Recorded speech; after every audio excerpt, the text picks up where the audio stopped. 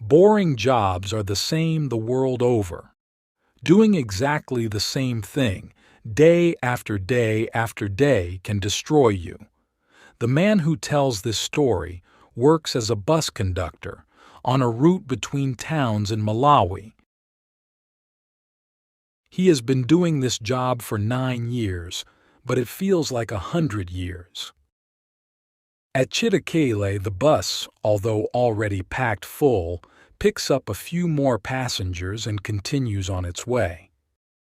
The road is wet, and the March rain beats gently but endlessly upon the roof of the bus. Outside, the yellow maize stands in the fields, unmoving, drunk with too much rain. The rainy season, dark, long, and heavy, is coming to an end, and soon people will be coming to cut the maize. But neither the muddy road nor the maize in the field can show me anything new or interesting.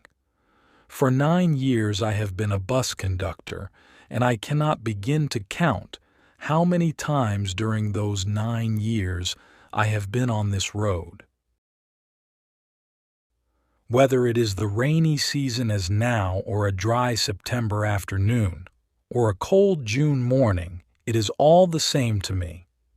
I always have one wish, and it never changes: to get to the end of the journey as quickly as possible. And yet I never get my wish. I know the life history of every bridge, every stone, and every tree on the road from Limbe to Migowi, I promise you.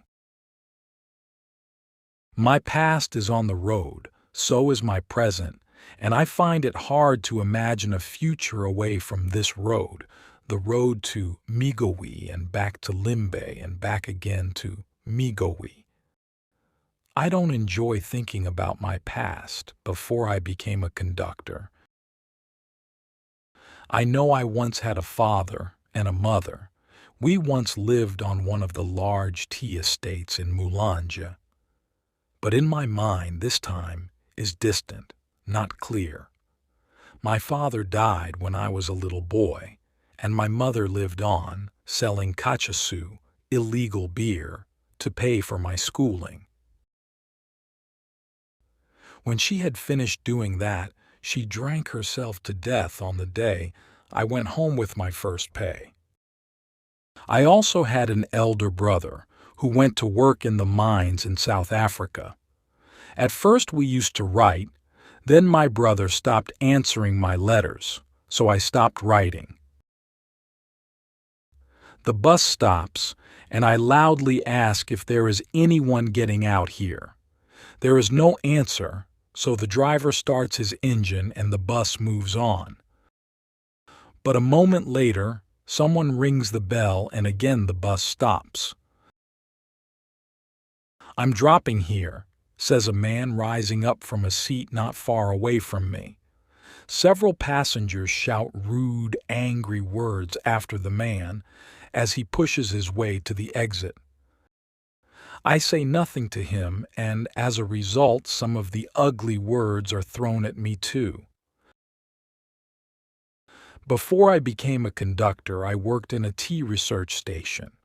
My job was to sit all day and write down the figures produced by a strange and complicated machine which, I was told, measured the brownness of tea.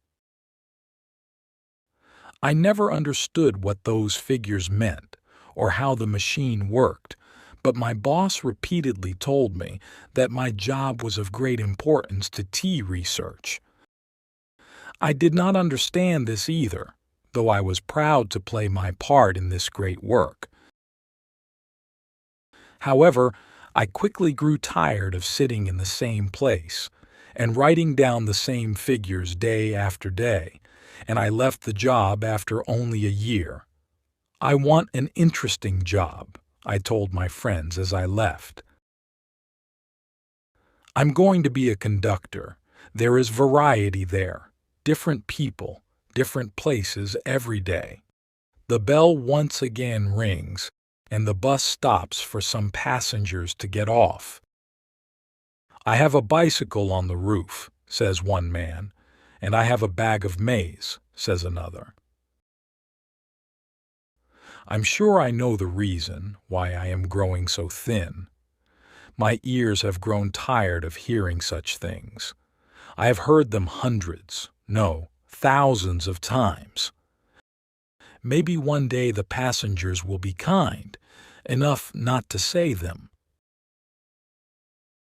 The bus has reached the worst part of the road and is moving at walking speed. The driver swings it from one side of the road to the other as he tries to keep to the less muddy parts.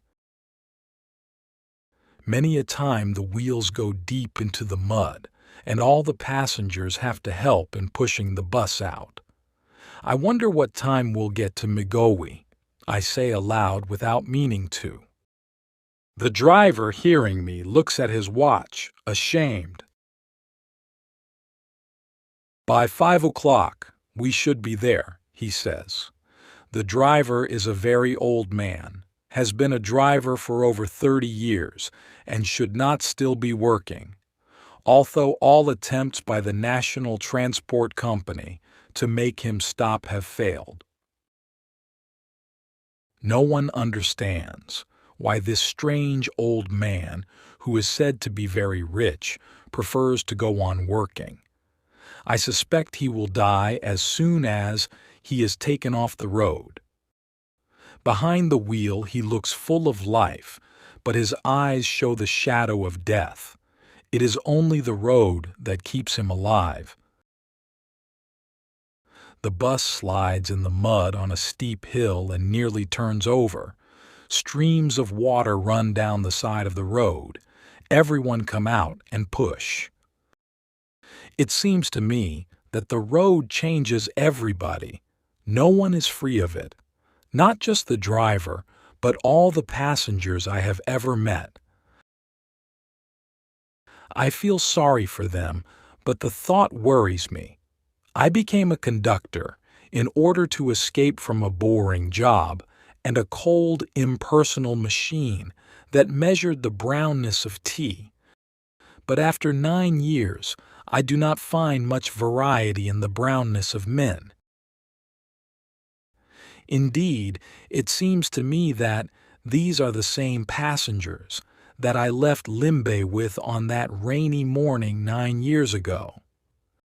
That rude, talkative man has been on the same back seat for 9 years and is still telling the story of his business success. So too that other man near the window who smokes all the time but won't let the windows be opened. That crying child never seems to grow up. And there is that fat woman who cleverly pushes off everyone attempting to sit next to her. Yes, these are the same passengers, and it is the same road, the same journey without end. Everyone come out and push.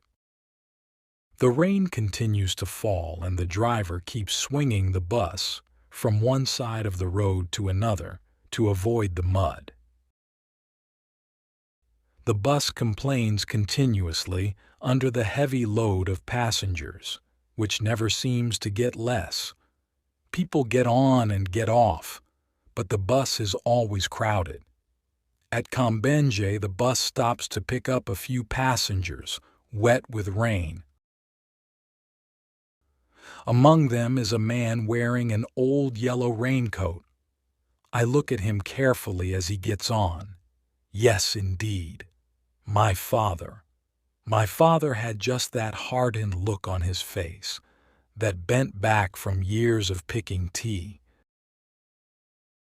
And for the first time in these 9 years, I see before me a clear picture of my father, my mother, my brother, our little house on the estate, the fruit trees in front of the house, the red roof of the factory in the distance, and the black smoke coming out of it, everything to the last detail. I hear the singing of the workers as they pick tea leaves in the fields in their rough yellow raincoats with baskets on their backs. I feel now as I felt then. Respect for these workers who, with their songs, make hard work and hard lives seem so pleasant. A feeling of joy suddenly fills me. I move over to where the man is standing and touch his shoulder. "Father," I shout, and I feel the tears coming out of my eyes. I turn and smile at everyone in the bus, and I see my joy shining back from their faces. Oh, what a beautiful world! The sound of the rain on the roof and the complaining engine have become sounds of joy. The old man at the wheel has become happiness itself.